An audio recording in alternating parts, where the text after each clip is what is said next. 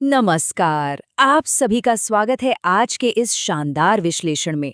आज हम उस टॉपिक पर बात करने वाले हैं जो हर बिजनेस ओनर के लिए बेहद जरूरी है, पर अक्सर किसी भूल भुलैया जैसा लगता है। GST compliance.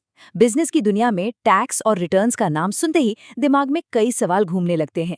आखिर ये जीएसटीआर 1 क्या है, जीएसटीआर 3 क्या होता है, और ये दोनों एक दूसरे से अलग क्यों हैं?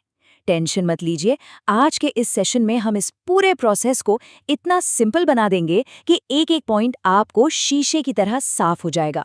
तो चलिए शुरू करते हैं। सोचिए, आपने अपना काम बिल्कुल सही किया, फिर भी गवर्नमेंट का नोटिस आ गया। ऐसा क्यों होता है? अक्सर इसकी सबसे बड़ी वजह होती है मिसमैच रिटर्न्स। एक छोटी सी रिपोर्टिंग की गलती, थोड़ा सा डेटा आगे पीछे हुआ और नतीजा सीधा टैक्स डिपार्टमेंट से आया हुआ एक नोटिस। आखिर ऐसा क्यों होता है और इससे छुटकारा कैसे पाया जा सकता है? यही आज हमारा सबसे बड़ा फोकस रहने वाला है। तो चलिए जल्दी से देखते हैं आज हम क्या क्या कवर करने वाले हैं।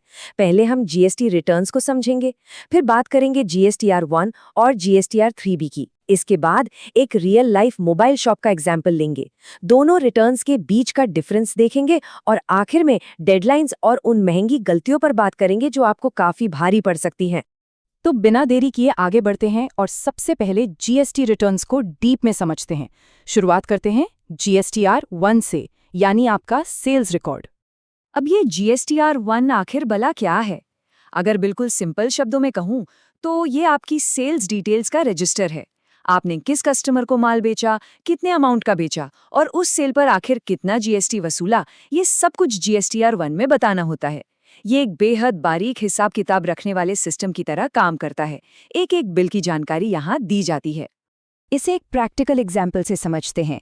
मान लीजिए जून के महीने में आपने एबीसी ट्रेडर्स को 10,000 रुपये का सामान बेचा, जिस पर 1,800 रुपये का जीएसटी बना। फिर XYZ स्टोर को 20,000 का सामान बेचा और उस पर 3,600 रुपये का जीएसटी लगाया। अगर इसका टोटल करें तो महीने की कुल सेल हुई 30,000 रुपये और कुल जीएसटी बना 5,400 रुपये।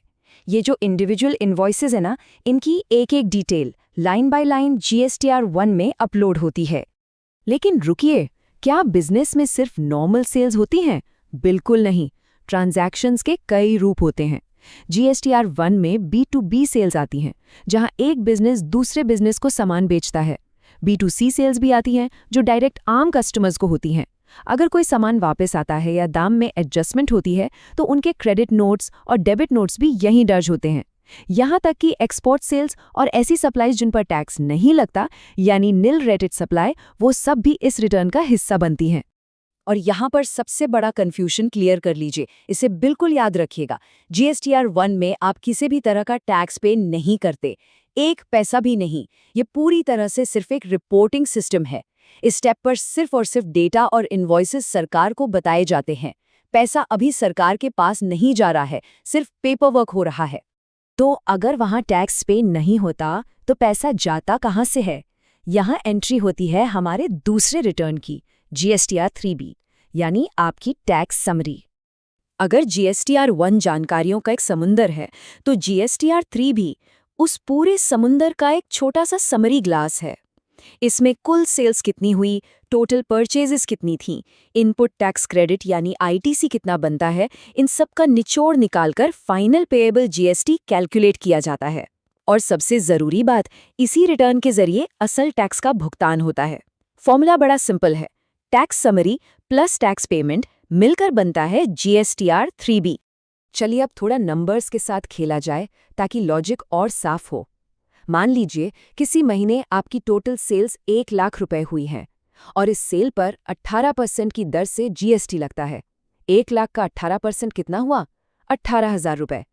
ये 18,000 रुपए आउटपुट टैक्स कहलाता है। ये वो टैक्स है जो आपने कस्टमर से लिया है और लॉजिकली आपको ये सरकार को चुकाना है। पर दोस्तों, बिजनेस में सिर्फ बेचना थोड़ी होता है, खरीदारी भी तो होती है। और जब आपने रॉ मटेरियल खरीदा होगा तब आपने भी तो टैक्स चुकाया होगा। यहाँ आता है इनपुट टैक्स क्रेडिट यानी आईटीसी का लाजवाब कंसेप्ट। मान लीजिए आपने 50,000 रुपए की खरीदारी की थी, जिस पर आप ऑलरेडी 9,000 रुपए टैक्स दे चुके हैं। ये 9,000 रुपया आपका आईटीसी है। इसका मतलब है इतने का फायदा आपको मिलेगा। और यहीं पर आके पूरा हिसाब सेटल हो जाता है। आपका आउटपुट टैक्स कितना था? 18,000 रुपए। उसमें से अपने इनपुट टैक्स क्रेडिट के 9,000 रुपए माइनस कर दीजिए, तो बचा कितना? 9,000 रुपए। बस यही वो फाइनल टैक्स अमाउंट है जो आपको एक्चुअली सरकार की जेब में डालना है। और ये सारी कैलकुलेशन और फाइनल पेमेंट की प्रक्रिया GSTR 3B के थ्रू ही मुकम्मल होती है।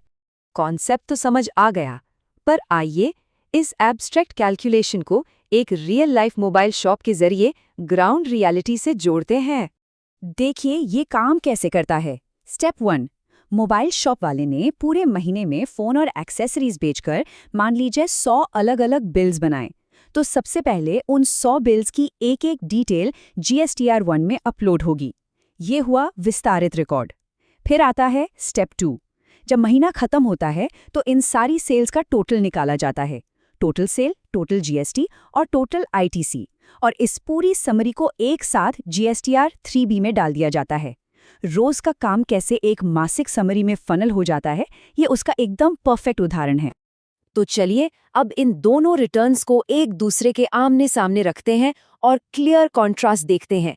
GSTR 1 बनाम GSTR 3B। इन दोनों के बीच का फर्क अब तक आपको क्लियर हो चुका होगा। GSTR 1 एक डिटेल्ड सेल्स रिटर्न है जिसमें इनवॉइस बाय इनवॉइस जानकारी आती है। यहाँ टैक्स का पेमेंट नहीं होता, सिर्फ रिपोर्टिंग होती है। वहीं दूसरी तरफ GSTR 3B एक समरी रिटर्न है। इसमें सबका टोटल अमाउंट आता है, एक्चुअल टैक्स पेमेंट होता है और फाइनल लायबिलिटी कैलकुलेट होती है। एक डेटा बताने के लिए है और दूसरा हिसाब बराबर करने के लिए।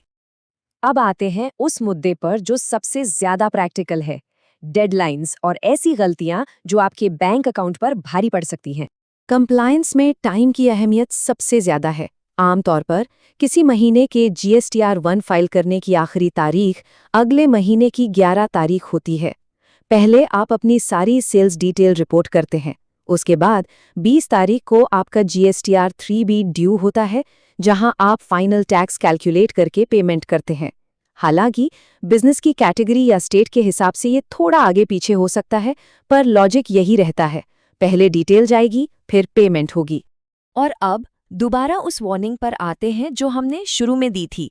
GST कंप्लायंस का एकदम गोल्डन रूल है। इन दोनों रिटर्न्स का डेटा बिल्कुल मैच होना चाहिए।